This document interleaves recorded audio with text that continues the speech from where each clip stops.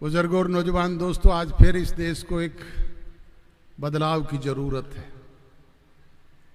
आज हमारे पड़ोसी मुल्कों में भी बदलाव आ रहा है।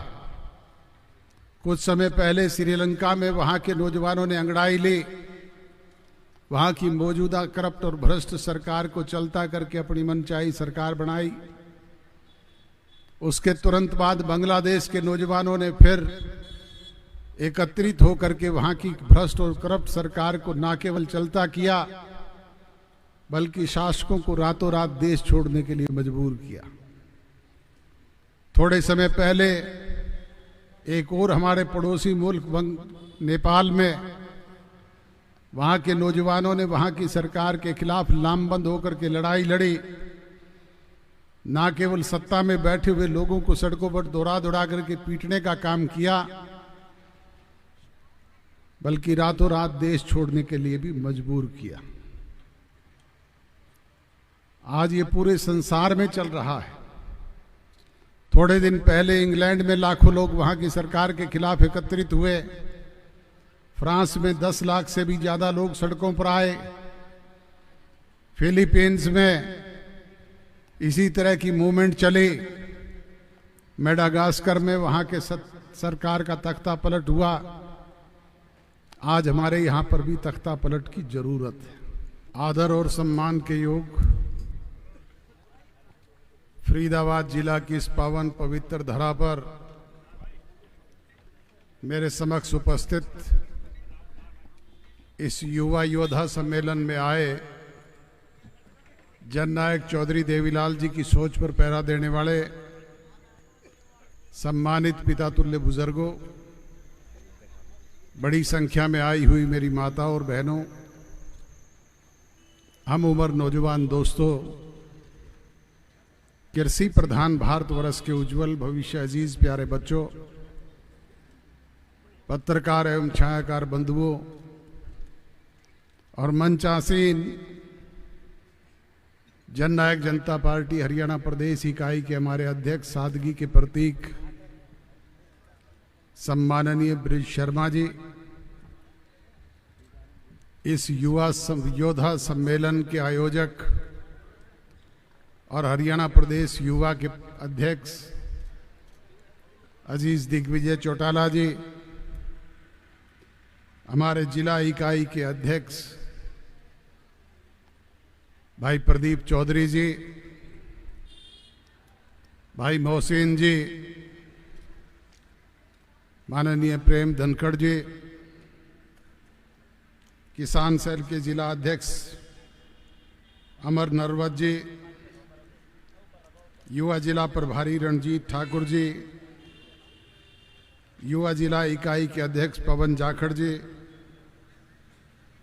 माननीय तेजपाल डागर जी, नाहर सिंह जी चौहान साहब, धीरज ठाकुर जी, अमर सिंह जी दलाल, रणबीर जी, श्याम सिंह जी, जितेंद्र जी, व सभी हलकों के अध्यक्षगण, राजवीर अधाना जी, शिवम शर्मा जी, सज्जन कुमार जी, करामत अली जी, संदीप कपासिया जी एवं मंचासीन राष्ट्रीय, प्रदेश एवं जिला और ब्लॉक स्तर के तमाम वरिष्ठ पदाधिकारीगण, वरिष्ठ सक्रिय कर्मठ और निष्ठावान कार्यकर्ता साथियों, आज के इस युवा योद्धा सम्मेलन में उपस्थित तमाम नौजवान दोस्तों को और जिन्होंने आज जननायक जनता पार्टी को ज्वाइन किया है, उनका स्वागत करता हूं, अभिनंदन करता हूं, अभिवादन करता हूं। बुजुर्गों और नौजवान दोस्तों, आज समय है बदलाव का। और बदलाव कौन लोग लेकर के आते हैं? बदलाव नौजवान पीढ़ी के लोग लेकर के आते हैं। नौजवान जब जब अंगड़ाई लेता है तो निश्चित तौर पे परिवर्तन होता है। आपको याद होगा इमरजेंसी से पहले का वो समय जब स्वर्गीय लोकनायक जयप्रकाश नारायण जी ने बिहार की धरती से एक आंदोलन की शुरुआत की। उसके तुरंत बाद इमरजेंसी लगा दी गई। देश के तमाम नेताओं को इमरजेंसी के दौरान जेलों में ठोक दिया गया। नेता जेलों में नजरबंद थे और आप घरों में नजरबंद थे। बोलने तक का अधिकार नहीं था। ये तो 19 महीने के बाद इंदिरा गांधी को शुद्ध बुद्धि आई, उसने चुनाव घोषित कर दिया। जब चुनाव घोषित हुआ तो कोई राजनीतिक दल चुनाव लड़ने वाला भी नहीं था। कहीं का ईंट कहीं का रोड़ा, भानुमति का कुनबा जोड़ा, जोड़ तोड़ करके जनता पार्टी का गठन किया गया। जब जनता पार्टी का गठन हुआ तो देश के नौजवानों में एक उमंग था, एक लहर थी। बच्चा बच्चा झंडा लेकर के निकल गया, जनता पार्टी जिंदाबाद, जनता पार्टी जिंदाबाद। और जब चुनाव परिणाम घोषित हुए तो अगले दिन रेडियो पर धुन बज रही थी, सवेरे वाली गाड़ी से चले जाएंगे। इंदिरा गांधी से लेकर के उसके तमाम सिपह सलाहकार चुनाव में धराशायी हो गए। जनता पार्टी की सरकार आपके नेतृत्व में बनी। बुजुर्गों और नौजवान दोस्तों, आज फिर इस देश को एक बदलाव की जरूरत है। आज हमारे पड़ोसी मुल्कों में भी बदलाव आ रहा है। कुछ समय पहले श्रीलंका में वहां के नौजवानों ने अंगड़ाई ली। वहां की मौजूदा करप्ट और भ्रष्ट सरकार को चलता करके अपनी मनचाही सरकार बनाई। उसके तुरंत बाद बांग्लादेश के नौजवानों ने फिर एकत्रित होकर के वहां की भ्रष्ट और करप्ट सरकार को न केवल चलता किया बल्कि शासकों को रातों रात देश छोड़ने के लिए मजबूर किया। थोड़े समय पहले एक और हमारे पड़ोसी मुल्क नेपाल में वहां के नौजवानों ने वहां की सरकार के खिलाफ लामबंद होकर के लड़ाई लड़ी। ना केवल सत्ता में बैठे हुए लोगों को सड़कों पर दौड़ा दौड़ा करके पीटने का काम किया बल्कि रातों रात देश छोड़ने के लिए भी मजबूर किया। आज ये पूरे संसार में चल रहा है। थोड़े दिन पहले इंग्लैंड में लाखों लोग वहां की सरकार के खिलाफ एकत्रित हुए। फ्रांस में 10 लाख से भी ज्यादा लोग सड़कों पर आए। फिलीपींस में इसी तरह की मूवमेंट चली। मेडागास्कर में वहां के सरकार का तख्ता पलट हुआ। आज हमारे यहां पर भी तख्ता पलट की जरूरत है। 11 वर्ष पहले भारतीय जनता पार्टी की सरकार नरेंद्र मोदी जी के नेतृत्व में बनी। कहने को तो नरेंद्र मोदी जी की सरकार है, भारतीय जनता पार्टी की सरकार है, परंतु सरकार तो इस देश में सिर्फ 2 लोग चला रहे हैं, अडानी और अंबानी।